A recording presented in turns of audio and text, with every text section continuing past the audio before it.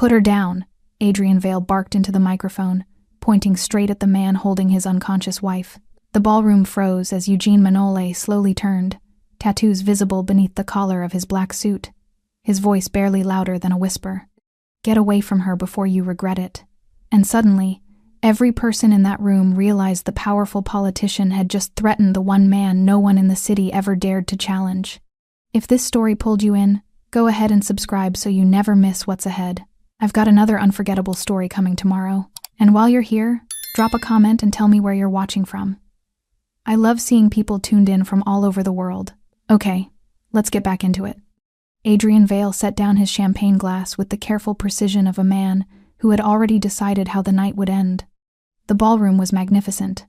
Crystal chandeliers hung in cascading tiers above the marble floor, throwing warm gold light across 100 of the most powerful people in the city. Senators, billionaires, journalists who could build careers or bury them with a single headline. They had all come dressed for celebration tuxedos, evening gowns, silk and diamonds, and the particular brand of confidence that only old money produces. Nobody had come expecting a massacre.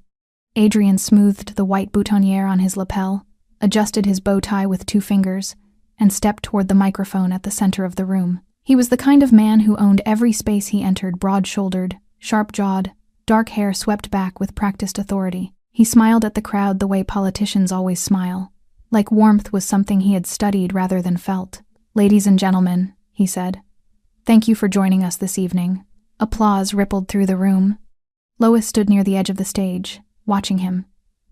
She wore emerald green, a sleek, floor-length dress that caught the chandelier light in a way that made her look almost luminous.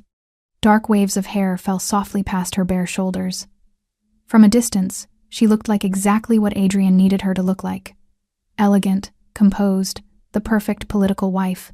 Up close, her hands were trembling. She didn't know why he had called her forward.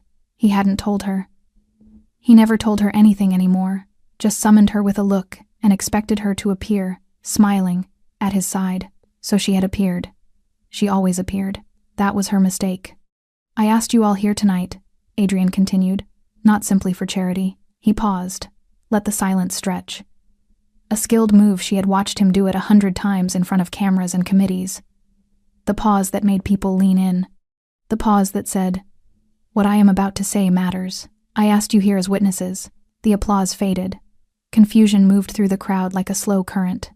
Adrian reached beneath the podium and lifted a manila folder. He held it above his head with one hand, turning slightly so the cameras could see it clearly. "My wife," he said, "has been stealing from this city for 4 years. The word hit the room like something physical. Lois heard it and felt nothing for exactly 1 second.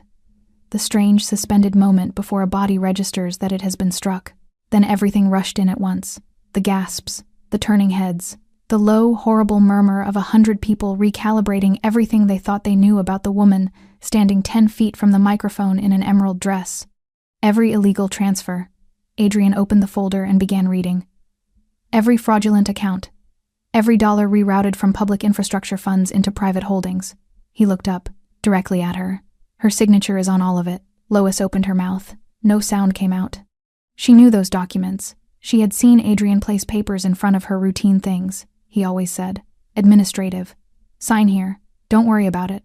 I'll explain later." She had signed because questioning him had consequences she still carried the marks of. She had signed because she was afraid. She had signed because she was trapped and exhausted, and had long ago stopped believing that anyone would help her. Now those signatures were being read aloud in a ballroom full of journalists. "I have spent months," Adrian said, his voice dropping into something quieter, more sorrowful, the performance of a betrayed man, trying to understand how the woman I married could do this to me. To this city, to the people who trusted us. Someone in the crowd laughed, softly at first. Then with less restraint, phones appeared, dozens of them, screens glowing, cameras angled toward her face. Lois could feel them even without looking, the specific sensation of being recorded at your worst moment, of becoming content, of your pain being filed away as entertainment. The tiered cake on the display table beside the stage wobbled as Adrian swept past it, gesturing broadly toward the documents, 3 tiers of white and gold. It toppled in slow motion, almost dignified in its collapse, and hit the marble floor in an explosion of frosting and scattered sugar flowers. The wreckage spread across the stone in chunks. A piece of white icing landed on the hem of Lois's emerald dress. She didn't move. She couldn't. Her legs had stopped receiving instructions. The room was tilting not dramatically, not like the movies, but in that quiet, terrible way that precedes unconsciousness. The chandeliers swam above her.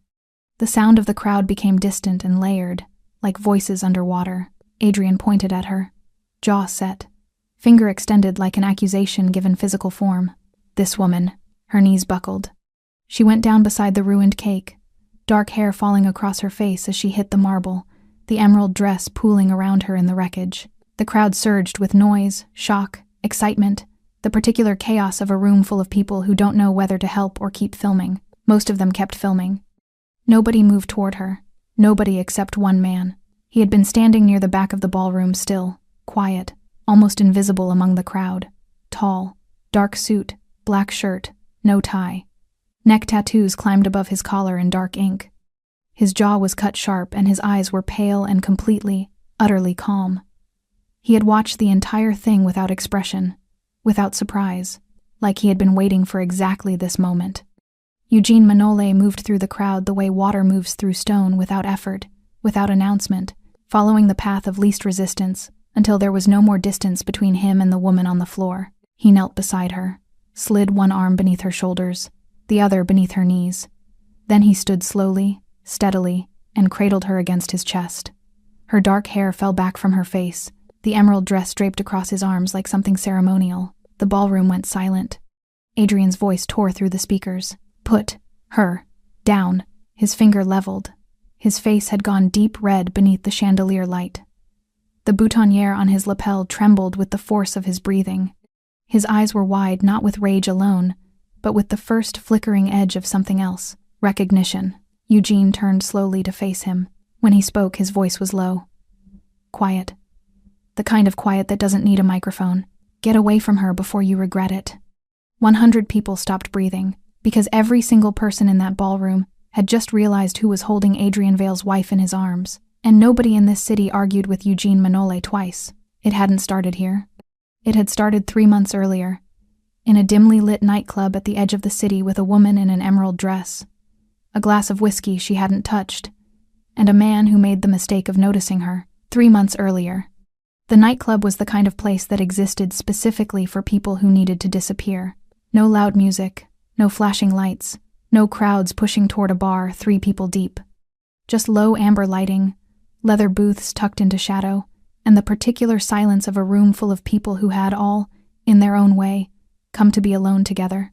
The kind of place where nobody asked questions, where the bartender refilled your glass without making eye contact, and the other patrons understood, without discussion, that whatever brought you here tonight was your business and nobody else's. Lois Vale had been coming here for 6 weeks, always on a Tuesday, always after 11, always in something that suggested she had come from somewhere important. A dinner, an event, a function attended by people whose names appeared in newspapers. Tonight it was a deep emerald wrap dress, delicate gold earrings, hair pinned loosely at the nape of her neck. She looked like a woman who had everything. She sat at the far end of the bar with a glass of whiskey she spent more time staring at than drinking. Her wedding ring caught the light every time she moved her hand. A large, brilliant stone, the kind of ring that was chosen to be noticed to communicate something about the man who gave it, rather than the woman who wore it. She twisted it absently, the way people twist things they've forgotten they're holding, a nervous habit she probably didn't know she had. Eugene Manole noticed it the first night. He sat at a corner table, his table. The staff knew better than to seat anyone else there with a glass of water and nothing else. He wasn't there to drink. He was rarely anywhere for the reasons other people were there. He came to the club 3 nights a week out of habit, out of the comfort of familiar surroundings, out of the simple preference for quiet over silence. He was not a man who drew attention to himself, which was remarkable, given that attention was the one thing he could never entirely avoid. Tall, dark suit, black shirt, neck tattoos that other men in rooms like this wore as decoration, but on him looked like documentation, a record of a life lived in a particular way. His face was the kind that didn't give much away. Not cold, exactly, just contained, economical. the face of a man who had long ago learned that most expressions were a form of vulnerability. He noticed the woman at the bar the way he noticed everything without appearing to. She came back the following Tuesday. Same seat, same whiskey, same wedding ring catching the light, and bruises on her left wrist that her bracelet almost covered. He said nothing. He watched, and he said nothing, because it wasn't his place, and he understood better than most people that unsolicited attention from a stranger, especially a stranger who looked like him, was rarely comforting to a woman sitting alone at a bar nursing wounds she hadn't asked to explain. So he watched, and he waited, and he kept coming back on Tuesdays. The third week, she had a shadow along her jaw that her foundation hadn't fully concealed. She sat with her back slightly angled toward the room, protecting something. She drank faster that night, left earlier, kept checking her phone with the specific tension of someone waiting for a message they were afraid to receive. The fourth week, she cried in the bathroom for 11 minutes. Eugene knew because he counted the time between when she left her stool and when she returned. Eyes slightly redder, lipstick freshly applied, expression carefully reconstructed into something neutral. She was very good at reconstructing her expression. It was the fifth week that he finally approached her. He didn't sit down, didn't lean against the bar with manufactured ease. He simply stood at a respectful distance and said, quietly, "You don't have to keep coming here alone." She turned and looked at him. And something moved across her face, not fear, not quite. Something more complicated. The specific wariness of a woman who had learned that kindness from strangers always came attached to something else. "I'm married," she said, flat, deliberate. She held up her left hand so the ring caught the light. A reflex. A shield she had probably deployed so many times it required no thought anymore. "I know," Eugene said. "I'm not asking you anything." She stared at him for a long moment, dark eyes searching his face for the angle, for the thing beneath the thing, because there was always a thing beneath the thing when men spoke to her. That was her experience. That was what her life had taught her. She found nothing she could name, which, somehow, made her more uncomfortable than if she had. "Then what are you doing?" she asked. "Standing here," he said simply. "That's all." She turned back to her drink. He returned to his table. But Eugene didn't stop watching. Not out of obsession, he wasn't that kind of man. Out of the slow accumulation of concern that builds in a person who has seen enough of the world to recognize when someone is running out of time, she was running out of time. He didn't know the details yet. He didn't need them. The bruises told part of the story. The ring told another. The way she flinched when someone walked too quickly behind her told the rest. The sixth week tonight she looked worse than he had ever seen her. Not physically. The bruises were hidden better this time. Long sleeves despite the warmth of the room. It was something in her eyes. The particular exhaustion of a person who has spent so long surviving that they've forgotten what it felt like to simply live. She sat with her shoulders slightly caved inward. She didn't twist the ring tonight. She just stared at it, like she was trying to remember how she got here. Eugene watched her lift the whiskey glass, set it back down without drinking, lift it again. Then she pressed the back of her hand to her mouth, a small, involuntary gesture, and he understood, without needing to be told, that she was 3 seconds from crying in a room full of people. He was already standing before the thought finished forming. He crossed the bar quietly and stopped at the exit just as she reached for her coat. She looked up at him. He spoke before she could say anything. "Someone is hurting you." Not a question, not an accusation, just a fact, stated plainly, by a man with pale eyes and neck tattoos, who somehow managed to make the truth sound like the gentlest thing anyone had said to her in years. Lois Vale's carefully reconstructed expression cracked straight down the middle. She didn't cry immediately. That wasn't how it worked for women like Lois. Women who had spent years learning to swallow things, grief, fear, pain, before they reached the surface. Crying was a luxury she had been trained out of, slowly and methodically, the way Adrian did everything. Not with shouting. Not at first. With silence. With the particular coldness of a man who withheld warmth the way a landlord withholds heat in winter strategically, deliberately, until you were willing to do almost anything just to feel warm again, so she didn't cry. She straightened, pulled her coat tighter across her shoulders, and looked at Eugene Manol with the careful, measuring expression she used on everyone who got too close. "You don't know anything about me," she said. "No," Eugene agreed. "I don't." "Then don't say things like that." "All right." He stepped aside from the doorway, a small, deliberate movement giving her the exit, making it clear he wasn't blocking her path. She noticed. She noticed everything people did with their bodies. She had learned to, out of necessity. She walked past him without another word. Eugene watched her disappear through the door and into the night.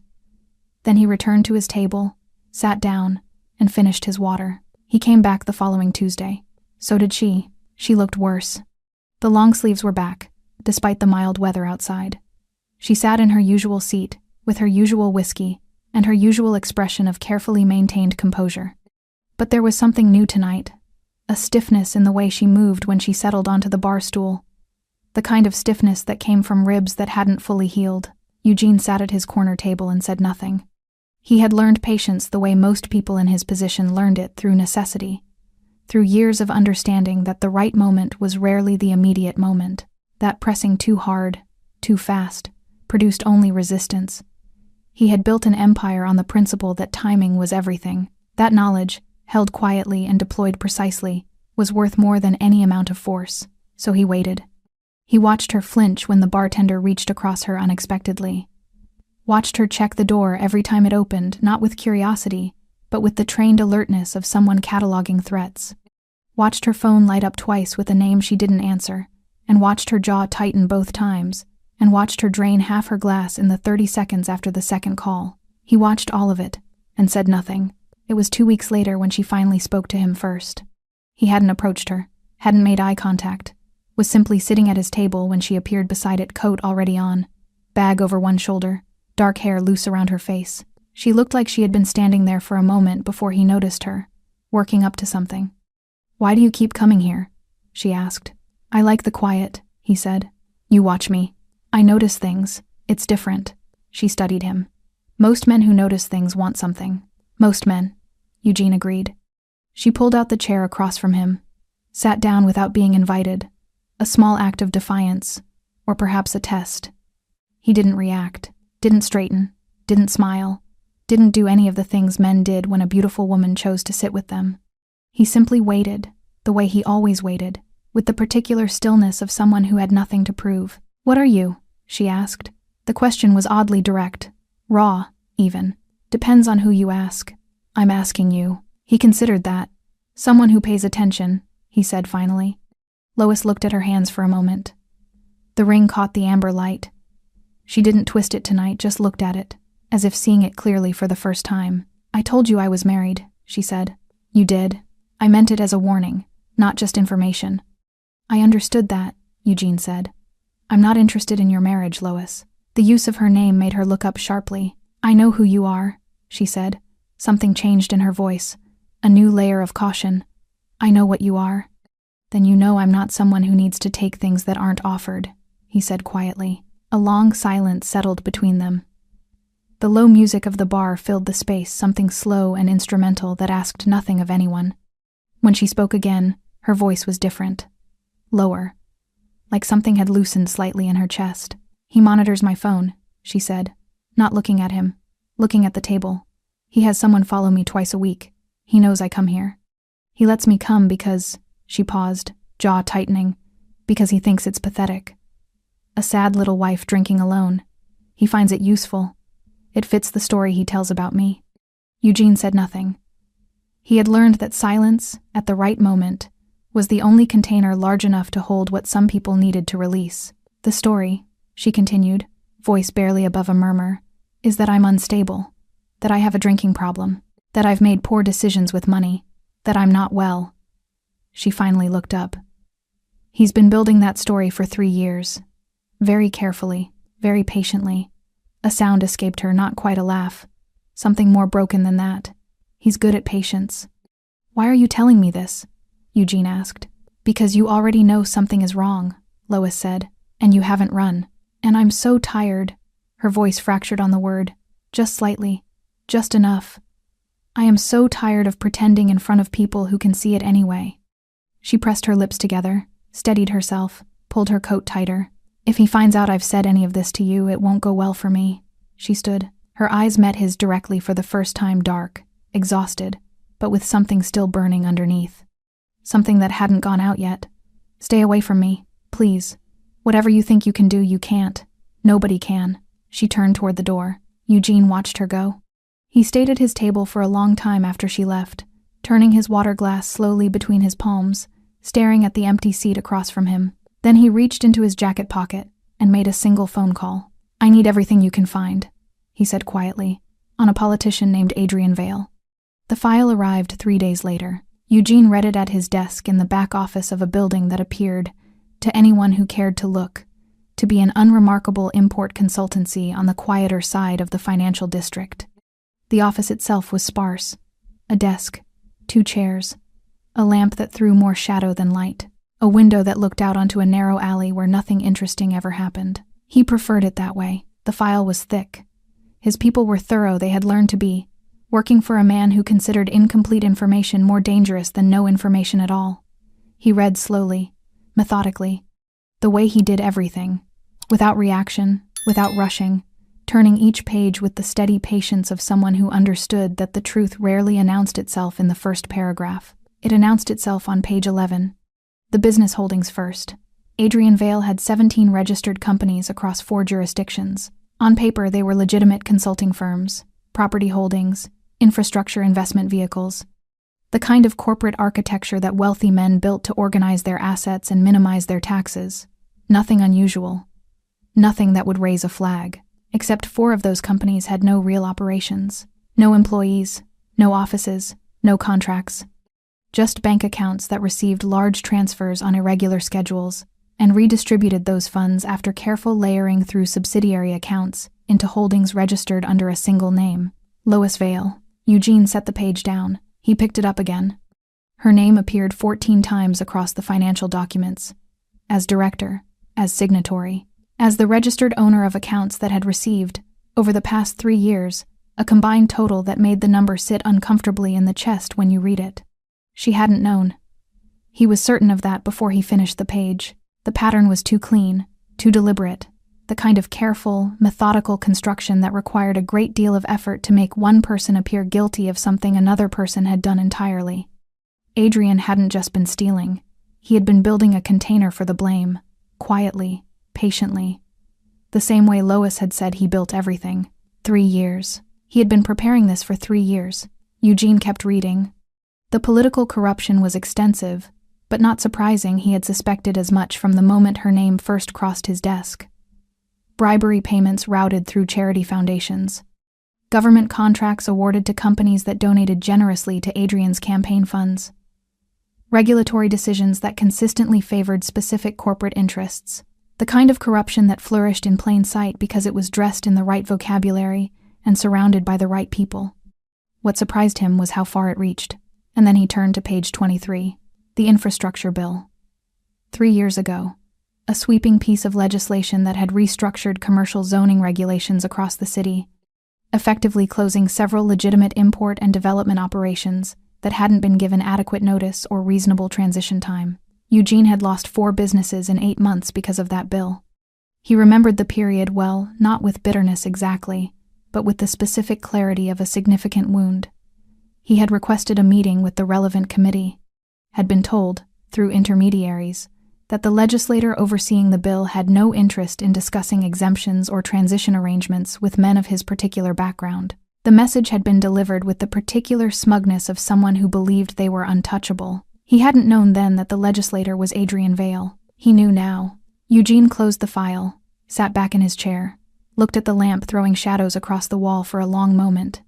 There was something clarifying about the complete picture. He had come into this expecting to find an abusive man using his wife as a shield, and he had found that. Exactly that. But he had also found something larger.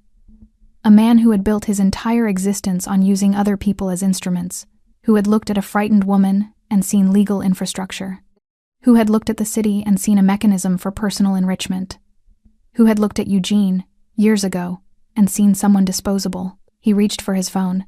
"Keep going," he told his associate. "Financial records, communications, anything with a timestamp. I want everything that exists." The second file arrived 5 days after the first. This one contained phone records, partial transcripts from calls routed through an encrypted line that his people had taken considerable effort to access. Eugene read them at the same desk, under the same lamp, with the same unhurried patience. The calls were between Adrian and a lawyer Eugene didn't recognize not yet. The content was careful, deliberately vague in the way that legally trained people learn to be when discussing things that couldn't be discussed openly. But the architecture of what they were planning was visible beneath the careful language, like bones beneath skin. They were preparing a public event, a gala charity, high profile, maximum media attendance. The framing was philanthropic, but the purpose, read clearly between the lines, was surgical. Adrian intended to use the event to surface the financial irregularities connected to Lois's name, to present them publicly, in front of journalists, before any formal investigation could begin, to control the narrative completely. Once her reputation was destroyed in public, the divorce would follow. Her credibility gone, her name attached to the crimes, she would have no platform and no standing to contradict whatever story Adrian chose to tell afterward. He would walk away clean. She would walk into a courtroom carrying everything he had done. Eugene set the transcripts down on top of the first file. He thought about the way she had looked at her wedding ring in the bar. The tired, fractured thing her voice had become when she said she was tired of pretending. The bruises she had learned to hide. The 3 years she had spent signing documents she didn't understand, while her husband quietly built the case that would eventually destroy her. He thought about the 4 businesses he had lost because of a man who had decided, from a position of protected power, that the rules existed for everyone except himself. Then Eugene stood up, walked to the window, looked out at the narrow alley where nothing interesting ever happened, and made the decision that changed everything. Not out of vengeance, though, that was present, honest and unadorned, somewhere beneath the surface. Not out of desire, though, something about her burned quietly at the edges of his thoughts in ways he hadn't fully examined. Out of the simple, unambiguous recognition that what was happening to Lois Vale was wrong, and he was one of the few people in this city positioned to do something about it. He turned from the window. "Set up a meeting," he said quietly. "All of them. Tonight." The work was about to begin. The invitation arrived on a Thursday. Cream-colored cardstock, embossed gold lettering, the kind of stationery that communicated wealth not through excess but through restraint, the confidence of a man who knew that understatement, in the right circles, said more than decoration ever could. The Vale Foundation Charity Gala. An evening of philanthropy and community. Black tie. RSVP required. Eugene turned the card over in his hands once, set it on his desk beside the growing stack of files his team had compiled over the past 2 weeks. Then he looked at the man sitting across from him, his most trusted associate, a quiet, precise individual named Brody, who had been with him long enough to know that being summoned to this office after midnight meant something significant had shifted. "Who has confirmed attendance?" Eugene asked. Brody placed a printed list on the desk. Eugene scanned it without picking it up. Senators, corporate executives, 3 media editors, 2 federal prosecutors who attended every high-profile social event in the city because proximity to power was its own form of currency. Journalists from 4 major outlets. 100 guests, minimum. He built the room carefully, Eugene said. He did, Brody agreed. Maximum witness count. Maximum media presence. Anyone who matters will be there. Eugene looked at the invitation again. An evening of philanthropy. The language was immaculate, warm, civic-minded, entirely without menace. Adrian Vale understood something that most corrupt men never grasped. The most effective traps were the ones that looked like gifts. "Tell me the rest," Eugene said. Brody opened a folder. Our contact inside his legal team confirmed the structure of the evening. The gala runs its normal course for the first 90 minutes. Dinner, speeches, the foundation presentation, everything legitimate, everything recorded. He paused. Then Vale takes the microphone for what the program lists as a personal address. And the real purpose? He presents the financial documents during the address, frames it as a voluntary disclosure, a man of integrity bringing irregularities to public attention before the press does. He positions himself as the victim, a politician betrayed by the woman closest to him. Brody's voice remained level, professional, but something tightened briefly at the corners of his mouth. The documents are forged, carefully. They'll pass a cursory review. By the time a formal audit challenges them, the narrative will already be established. Eugene said nothing. The divorce filing is already prepared, Brody continued. His legal team submits it the morning after the gala. She'll have no platform, no credibility, and no financial resources. He's been quietly liquidating the joint accounts for 6 months. Whatever's left is tied to the accounts registered in her name, the ones connected to the illegal transfers. The room was very quiet. Eugene stood and walked to the window. The city spread below him in patterns of light and dark, a familiar geography he had spent a lifetime learning to read. From this height, at this hour, it looked almost peaceful. "She has no idea," he said. It wasn't a question. None. As far as we can tell, he hasn't changed anything in his behavior toward her. Same routines, same surveillance. He doesn't want her to run before the event. Brody paused. He needs her in that room. Eugene thought about her at the bar. The way she sat with her shoulders slightly caved inward, protecting herself from a threat she couldn't name because it surrounded her completely. She had spent 3 years inside this trap without knowing its shape, walking its perimeter in the dark, feeling the walls, unable to find a door because Adrian had built it without one. He had built it around her. "The gala is in how long?" Eugene asked. 18 days. He turned from the window. 18 days was enough time. Barely. But his people were good, and the evidence they had already gathered was substantial financial records, phone transcripts, witness testimony from 3 former associates of Adrian's who had their own reasons to want the man exposed. The infrastructure was there. What it required now was architecture, a plan precise enough to dismantle in one evening what Adrian had spent 3 years constructing. He thought about the gala room, 100 witnesses, maximum media presence, journalists with cameras already running. Adrian had chosen that configuration deliberately. He had built the audience that would destroy Lois. Eugene intended to use the same audience. "There's something else," Brody said. His tone shifted slightly. The specific register of a man delivering information he knows will land heavily. Eugene looked at him. "She came into the club last night, Tuesday." She looked. Brody stopped, chose his words. "She looked like someone who has started to give up." The sentence landed in the room and stayed there. Eugene had seen it before, that particular stage of a person in prolonged crisis, where the exhaustion stops presenting as distress and starts presenting as stillness. A dangerous, deceptive stillness. The kind that people around them sometimes mistook for stability. He knew what it actually meant. It meant the internal resistance was failing, that the part of a person that kept fighting was running out of reasons to continue. She didn't know help was coming.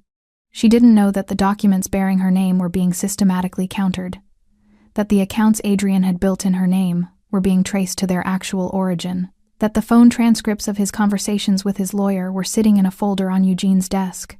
That 18 days from now, in the same room where Adrian planned to bury her, every piece of evidence needed to bury him instead would be ready. She was walking toward the trap completely alone, and there was nothing Eugene could do to warn her, without risking Adrian discovering that his plan had been compromised. If Adrian knew if he sensed any disruption, he would accelerate the timeline, change the location, find another way. Years of careful preparation would scatter. The trap had to spring the way Adrian intended, just with a different outcome waiting on the other side of it. Eugene sat back down at his desk, pulled the nearest file toward him. 18 days, he said quietly. Brody nodded. "Then we use every one of them." Eugene opened the file. His expression was composed, certain, the face of a man who had already decided how this ended. "Nobody is going to walk into that room and destroy her. Not while I'm still breathing." He picked up his pen. And the real work began. The meeting happened at 2 a.m. Eugene didn't hold meetings during business hours for things like this. Business hours were for things that could survive daylight, legitimate contracts, public-facing decisions, the ordinary machinery of his above-ground operations. What happened in this office, at this hour, existed in a different category entirely. The 6 men seated around the table understood that distinction without being told. They had each, in their own way, built their lives around it. Eugene stood at the head of the table. No files in front of him, no notes. He had never needed them.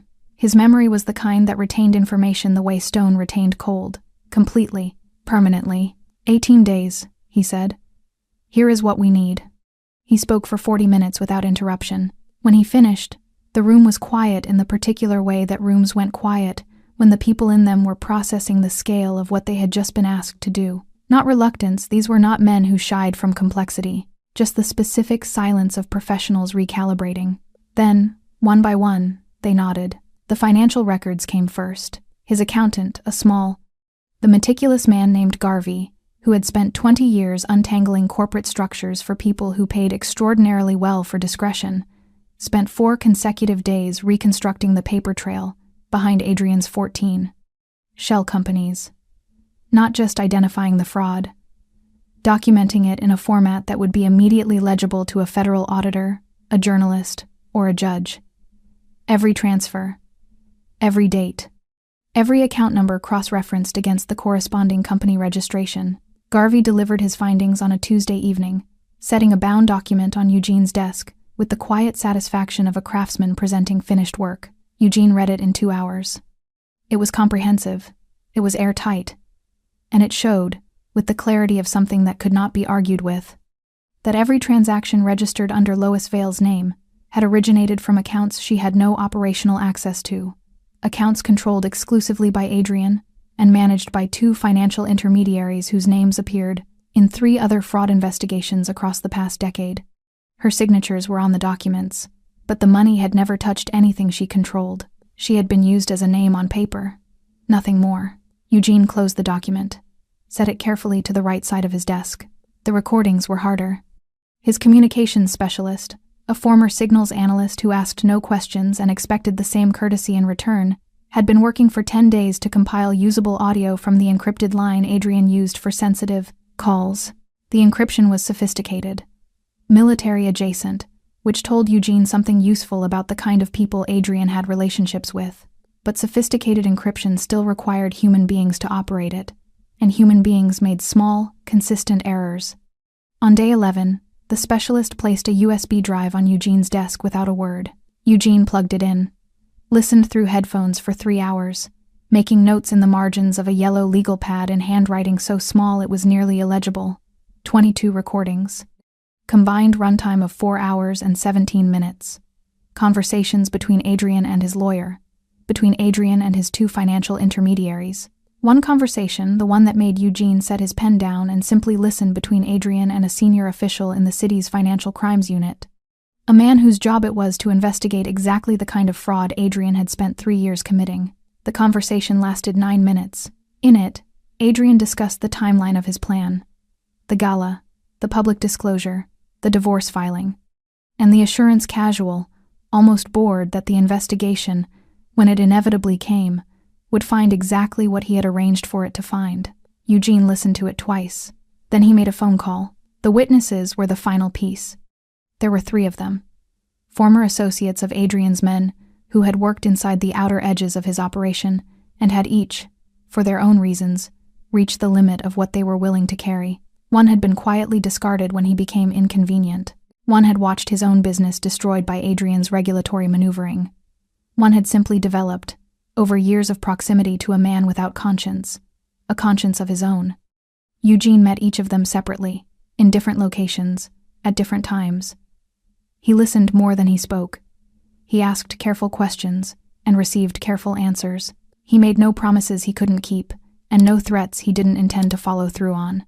By the end of the 3rd meeting, he had signed statements from all 3, corroborating the financial records, corroborating the recordings, filling the gaps that documents alone couldn't close.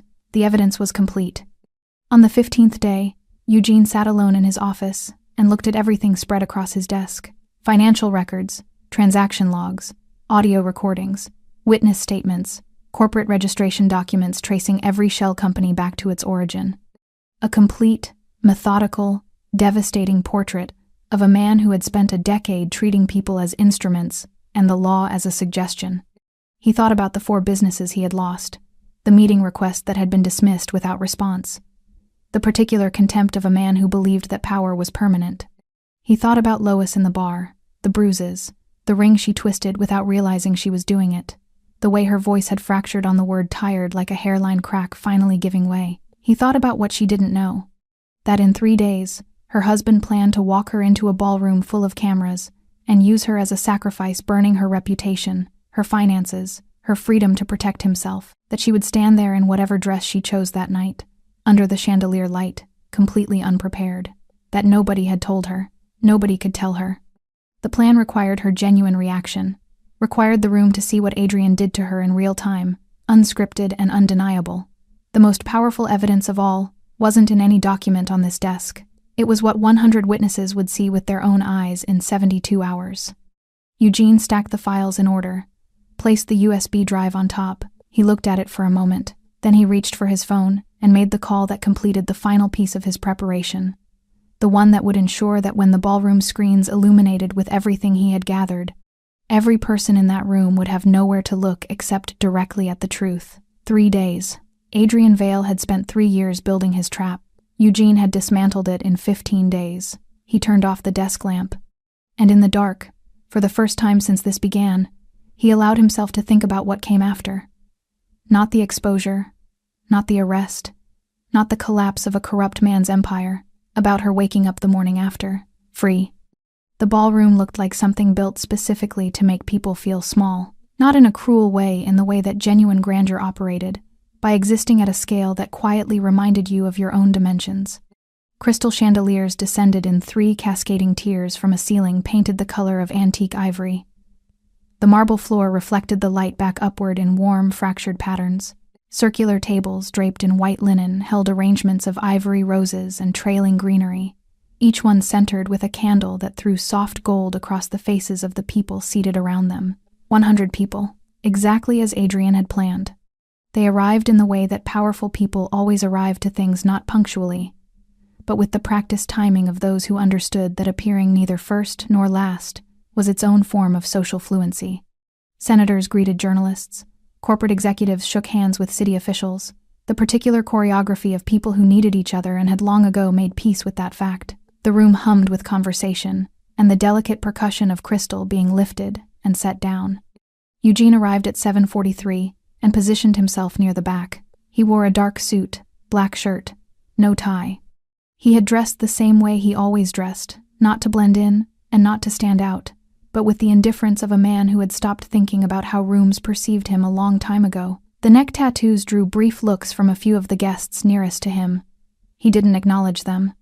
He found his position against the far wall, accepted a glass of water from a passing server, and watched the room. Brody was stationed near the east entrance. 2 other associates were positioned at the ballroom's AV control station, a narrow booth behind a curtain at the room's north end, where the screens and sound system were managed. They had arranged access 3 days ago through a contact on the venue's technical staff. The USB drive was already loaded. The screens were ready. Everything was in place. Eugene's eyes moved to the main entrance. Lois arrived at 8. She wore emerald green. Eugene hadn't known what she would choose, and the color stopped something briefly in his chest. The same dress, or one indistinguishable from it, that she had worn the first night he noticed her in the nightclub bar. Dark waves of hair fell across her bare shoulders, small diamond earrings, a single bracelet on her left wrist, positioned with the careful deliberateness of a woman who had learned exactly how wide a bracelet needed to be. She looked stunning. She also looked terrified. Not visibly not to a room full of people who didn't know how to read her. Her face was composed with the precision she had spent years developing. She smiled at the right moments, accepted greetings with the practiced warmth of someone who had attended 100 events like this. She was performing flawlessly, but Eugene watched her hands. She was twisting the ring. He looked away before she could feel his gaze and find him. She couldn't know he was here.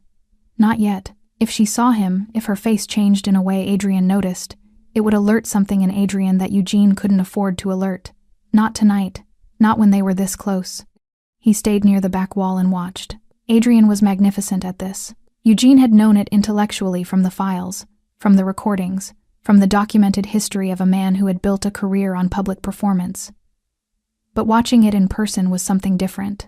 Adrian worked the room with the ease of someone who genuinely enjoyed being observed, touching shoulders, laughing at precisely the right moments, leaning in when someone spoke as though their words were the most interesting thing he had encountered all evening. He greeted Lois publicly, with a hand at the small of her back, and a smile that reached his eyes completely. Eugene watched her absorb the touch without flinching, watched her return the smile, watched the small, invisible adjustment she made in her posture, the bracing, the preparation, the muscle memory of a woman who had learned to receive affection from this man as a warning rather than a comfort. Nobody else in the room saw any of it. The dinner proceeded through its movements. Speeches from the foundation director, a video presentation about the charity's work over the past year. Polished, warm, entirely convincing. Adrian sat at the head table with the comfortable confidence of a man whose plan was running exactly on schedule. Eugene ate nothing, drank nothing, watched everything. At 9:47, Adrian reached beneath the table and placed his hand briefly on the folder beside his chair. A small gesture, barely visible. But Eugene had been watching for it. There it is.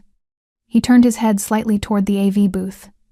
Brody, positioned near the east entrance, shifted his weight. The two associates in the booth received the signal through their earpieces. Ready. At 10 o'clock precisely, Adrian rose from his chair.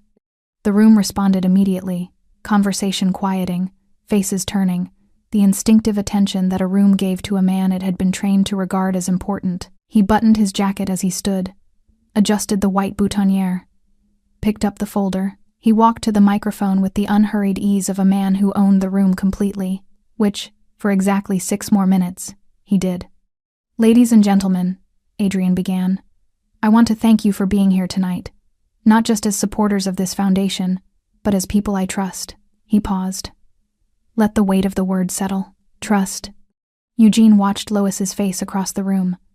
She was looking at her husband with an expression he recognized, the specific attention of someone listening for a signal they haven't received yet but know is coming. Some part of her knew. Some trained, survival-sharpened instinct was telling her that the temperature of the room had shifted. She looked down at her hands. The ring. Turning. "There is something," Adrian said, his voice dropping into that practiced register of reluctant sincerity, "that I can no longer stay silent about." He opened the folder and looked directly at his wife. Lois went completely still. The candles on the tables burned steadily in the quiet room.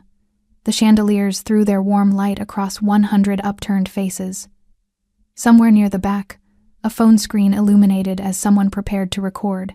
Then Adrian Vale began to speak. And the worst night of Lois Vale's life moved into its final hour. Adrian's voice filled the ballroom like smoke. Slow, deliberate, spreading into every corner before anyone realized it was choking them.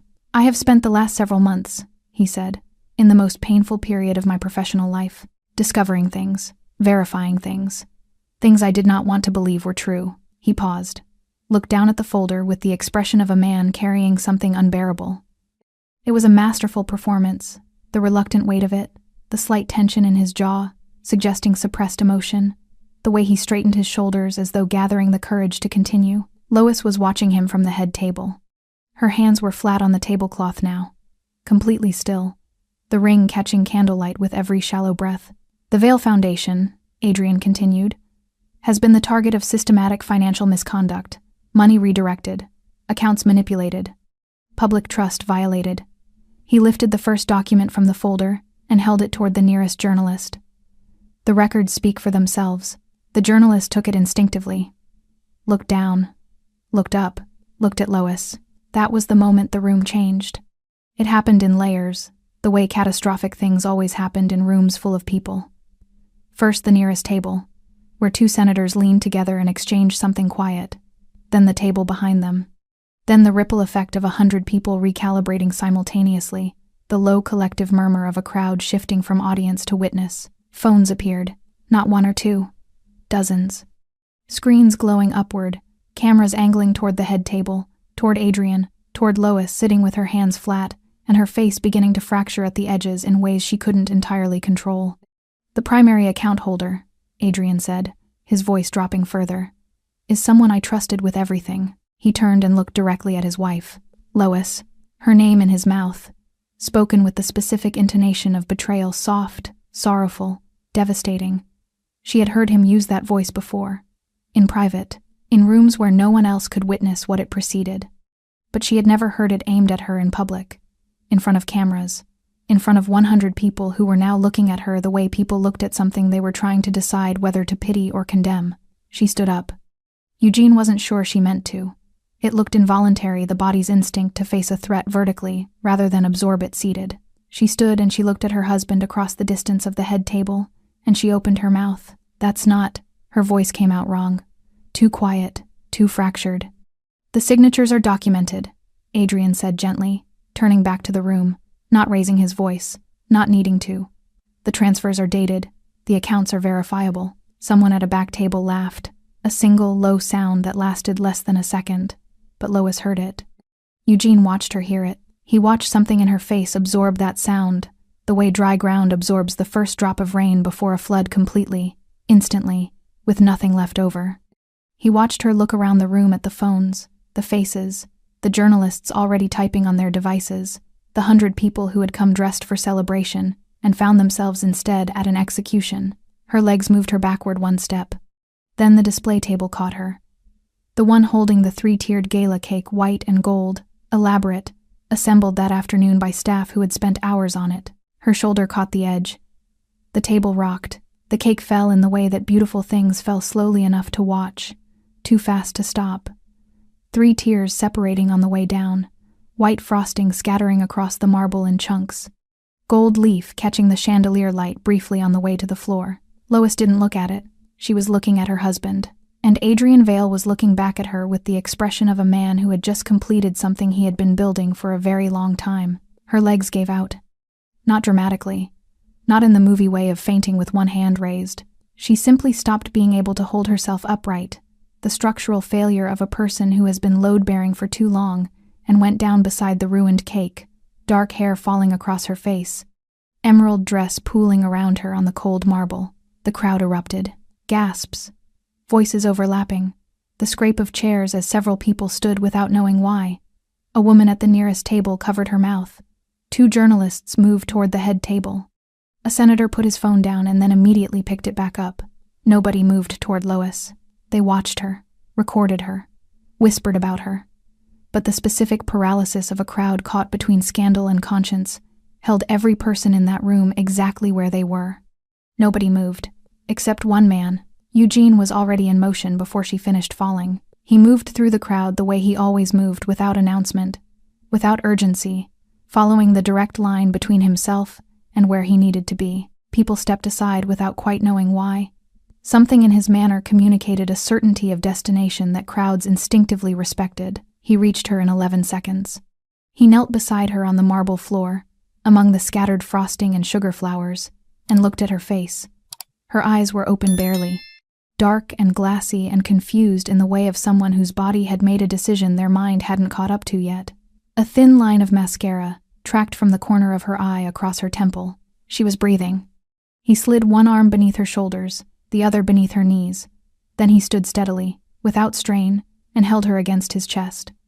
Her dark hair fell back from her face. The emerald dress draped across his arms. Her head rested against his shoulder with the complete, unconscious weight of someone who had finally, in the most unlikely possible arms, stopped holding themselves up. The ballroom went silent.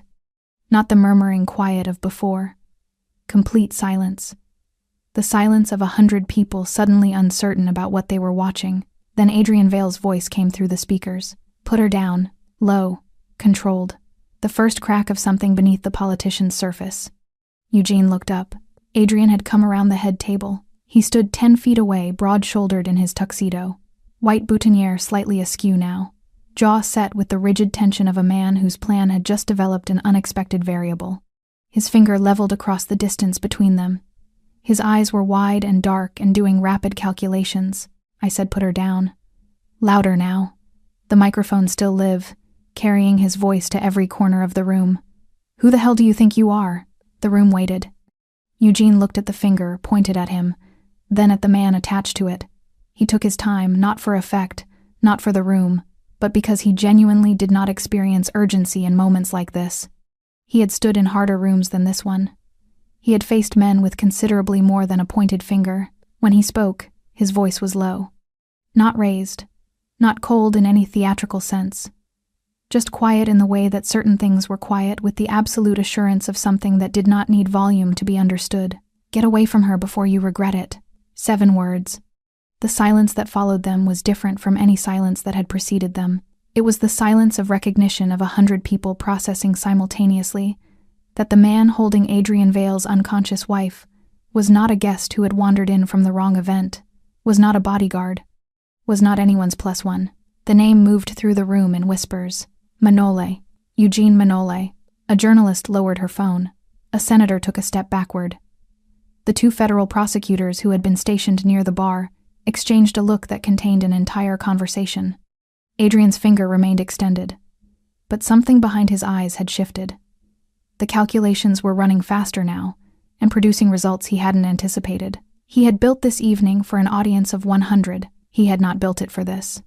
Eugene held Lois against his chest and looked at Adrian Vale with an expression that contained no anger, no triumph, no performance of any kind.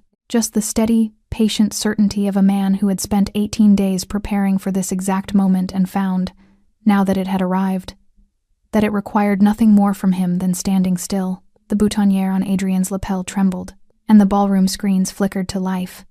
The screens came on without announcement, no introduction, no transition. Just the sudden illumination of 4 large displays positioned at the ballroom's cardinal point screens that had, until 60 seconds ago, been cycling through the Vale Foundation's charitable work in soft, tasteful graphics. Now they showed numbers. Account numbers, transfer dates, corporate registration documents. The kind of financial data that meant nothing to a civilian at a glance, but meant everything to the journalists and federal prosecutors in this room who understood immediately what they were looking at. The murmuring that had briefly resumed after Eugene's words died completely. Adrian turned toward the nearest screen. Eugene watched the color leave his face, not gradually, instantly. The specific blanching of a man who has just seen the architecture of his carefully constructed world develop a crack that runs all the way to the foundation. Adrian stared at the screen for 3 full seconds without moving. Then he turned back toward the AV booth. "Turn those off." His voice was still controlled. "Barely. Turn them off right now." Nobody in the booth responded. The screens continued. A new document appeared, a corporate registration form for one of Adrian's 14 shell companies. The name of the registered director highlighted in yellow. Not Lois Vale. Not any name attached to her. A name connected directly to an account Adrian controlled personally.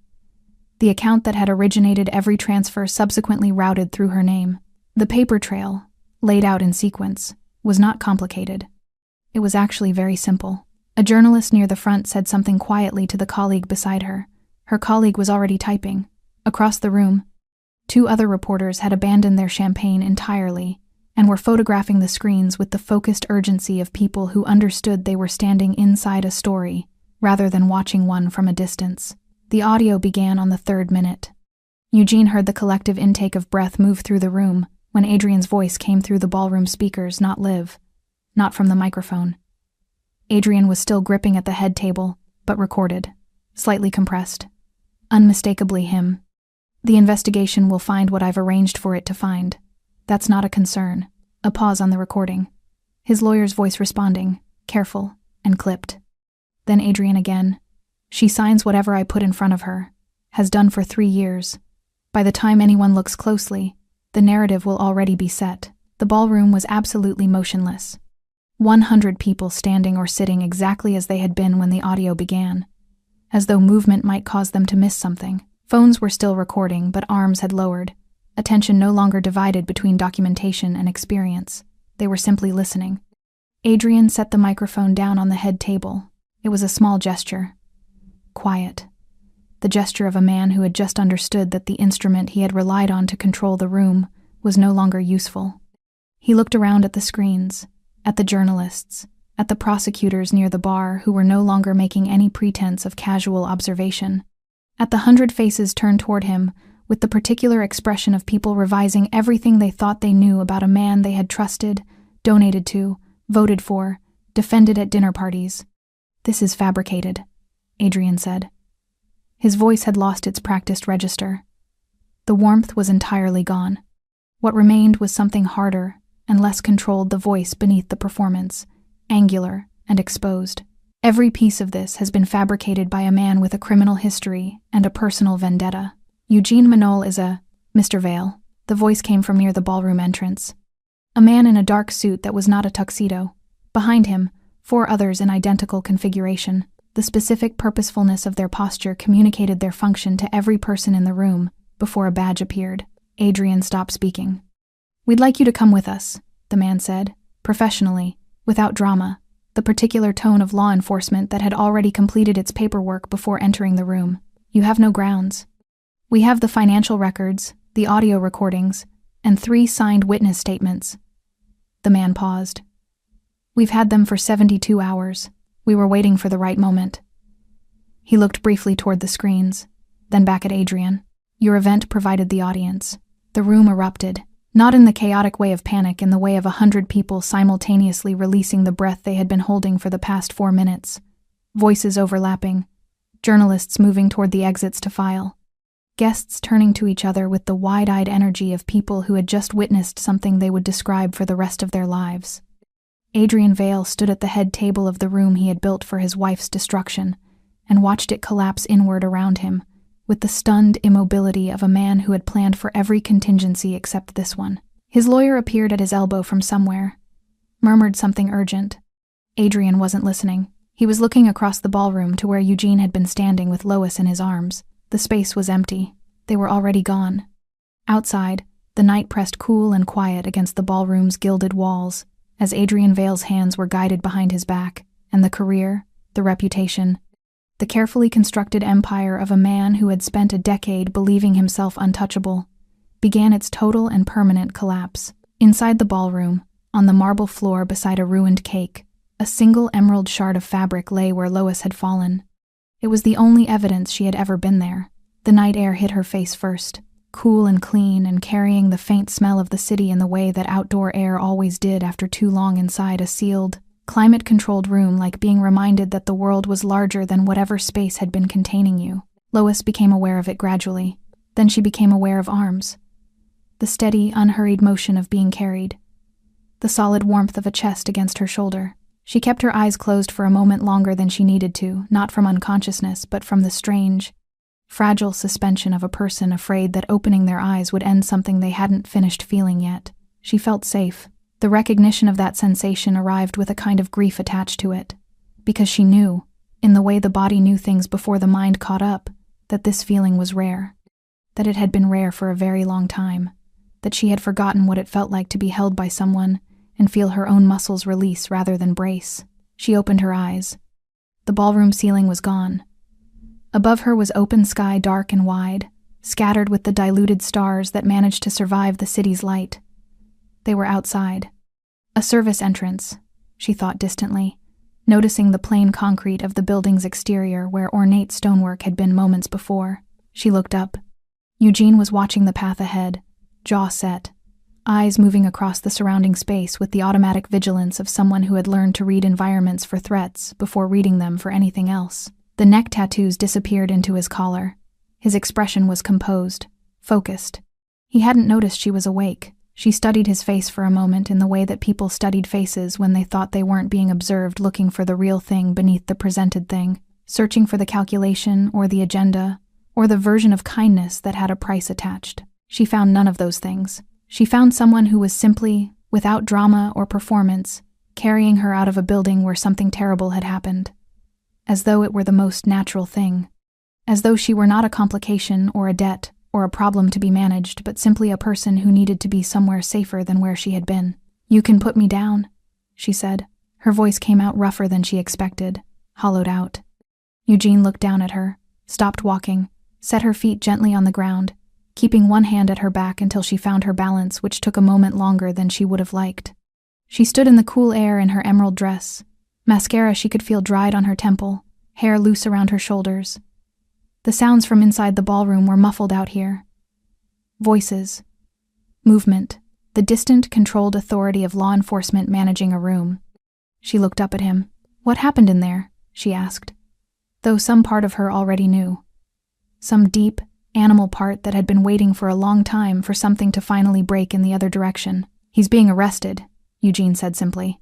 She absorbed that, pressed her lips together, looked at the ground for a moment, then back up. The screens. The recordings. Her voice was careful, measured, feeling its way toward a question she hadn't fully formed. "That was you." "Yes." "Ah, how long?" 18 days. She stared at him. "You did all of that in 18 days. He said nothing, which was itself an answer. The cool air moved between them. Somewhere above the building, a siren began distant at first, then closer, then the specific pattern of vehicles arriving at a specific address with a specific purpose. Lois looked at her left hand. The ring was still there, heavy and brilliant and entirely wrong on her finger in a way she felt with sudden, overwhelming clarity. She pulled it off. It came away more easily than she expected. She held it for a moment, this object that had represented so much and so little simultaneously, and then she closed her fingers around it and lowered her hand to her side. She looked at Eugene. "Why?" she asked. The question was simple, direct, stripped of everything except what it actually was. Genuine incomprehension from a woman who had spent years in a world where nobody did anything without a price attached. "Why did you do any of this?" Eugene was quiet for a moment, not the silence of someone constructing an answer. The silence of someone being honest about something they hadn't fully examined until it was asked of them directly. "Because someone had to," he said. She held his gaze, searching it, looking for the thing beneath the thing, the way she always looked. The habit of survival she hadn't yet unlearned. She found nothing except exactly what he had said. Something released in her chest, quietly, without drama. The slow, structural giving way of something that had been held rigid for a very long time. Her eyes filled. She didn't stop them. She was too tired to stop them, and there was no performance required out here, in the cool dark, with no cameras and no 100 faces, and no husband carefully monitoring her expression for weakness he could use. She let the tears come. And Eugene stood where he was steady, unhurried, the way he had always been, and said nothing, because he understood that some things didn't need words placed around them, that some moments required only the simple, uncomplicated dignity of being witnessed by someone who wasn't going to use what they saw against you. Eventually, the tears stopped. She breathed. The city moved around them in its ordinary, indifferent way. Traffic somewhere, voices somewhere, the vast mechanical hum of a place that continued regardless of what happened inside any single building on any single night. "What happens now?" Lois asked. "Now," Eugene said, "you go home, you sleep. Tomorrow you call the lawyer whose number Brody is going to send to your phone in the next few minutes." He paused. "Everything else gets handled, one day at a time." She nodded slowly. She looked at him for a long moment. "Thank you," she said. 2 words that were entirely inadequate, and both of them knew it, and neither of them said so. Eugene held her gaze. Then he nodded once, the small, certain nod of a man who had done what he came to do, and required nothing from it. A car appeared at the end of the service road. Brody at the wheel. Headlights low. Eugene walked her to it, opened the door. She got in. He stood at the curb as the door closed. She looked at him through the window as the car began to move. He was already turning, already walking back toward the building's entrance with the unhurried, purposeful stride of a man returning to whatever came next, back toward the shadows at the edges of things where men like him had always existed and would always exist. The car carried her out into the city. Lois pressed her closed fist, the one holding the ring, against her knee, and for the first time in 4 years, the future felt like something that belonged to her. Thanks for sticking with this story until the very end. You're the reason these stories feel alive. If you're ready for another powerful journey, just tap the next video on your screen. And before you go, leave a quick comment and rate this story from 1 to 10. I'm excited to read your thoughts and connect with you in the comments.